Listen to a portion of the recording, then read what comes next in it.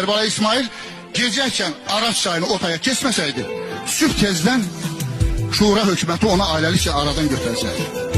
Ancaq yola çıxa bilmirdi, ona görə ki, ailədə hamilə qadın vardı. Çox götür qoydan sonra qan düşməni olan Usuboğlu'nun qapısını döyüb deyir ki, Usuboğlu, biz düşmənik, qalsın öz yerində. Amma sənə əmanətim var Usuboğlu. Bu namus məsələsidir. Hamilə qadını sənə etibar edib gedirəm. Ara sakitləşsin, gəl bakalım.